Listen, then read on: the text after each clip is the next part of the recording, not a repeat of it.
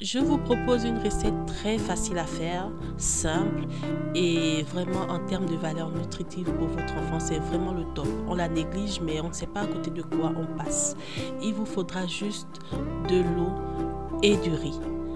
Pour ma part, j'ai pris 50 g de riz et 500 ml d'eau que je vais porter à ébullition dans une casserole. Et quand vous mettez la préparation, n'hésitez pas à remuer un peu pour que le riz ne soit pas collé. Si vous pensez qu'il y a trop d'eau dans la préparation, ne vous en faites pas, vous pourrez conserver l'eau de cuisson.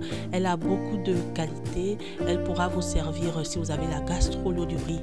Arrête la gastro, voilà la gastro, les écoulements de ventre, c'est vraiment bien pour stopper ça. Ça pourra vous aider plus tard. Et donc une fois que la préparation est en train de bouillir, remuez de temps en temps.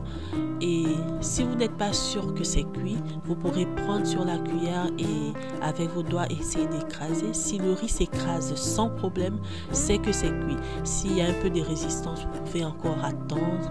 Et si vous n'avez plus assez d'eau, en rajoutez un peu. Ça ne pose pas du tout de problème.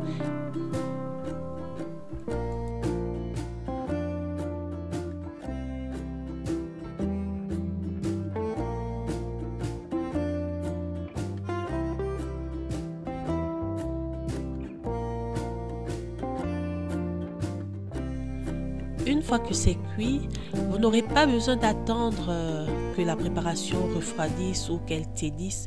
Vous pouvez la mixer comme ça. Au contraire, c'est même mieux.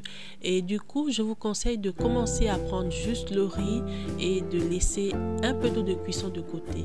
Car il vaudrait mieux que la préparation soit épaisse au départ et ensuite ajouter l'eau au fur et à mesure pour avoir la consistance que vous souhaitez.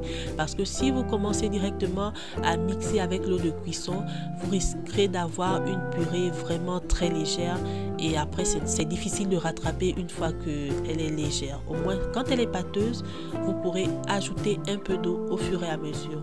Pour ma part, je trouvais qu'elle était trop pâteuse pour un bébé. Du coup, j'ai rajouté de l'eau. Et surtout, si vous n'avez plus d'eau de cuisson, ne vous en faites pas. Il vous suffira juste d'ajouter de l'eau minérale, c'est-à-dire l'eau que votre enfant boit. Et ça fait l'affaire, il n'y a aucun problème. Une fois que vous aurez terminé de mixer, laissez la purée refroidir et ensuite ajoutez une cuillerée de son lait infantile à l'intérieur et vous pourrez ensuite donner à votre bébé. Sinon, si vous voulez la conserver, vous pouvez la conserver pendant 2 jours au réfrigérateur. Mais par contre, il faudra la conserver nature, c'est-à-dire telle qu'elle est.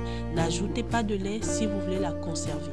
C'est une fois que vous voudrez servir, vous voudrez donner à manger directement à votre bébé que vous pourrez ajouter du lait. Donc j'espère que cette vidéo vous aura plu et testez la recette, essayez et n'hésitez pas à me laisser des commentaires et un pouce bleu, ça me fera vraiment plaisir et surtout ça va me motiver.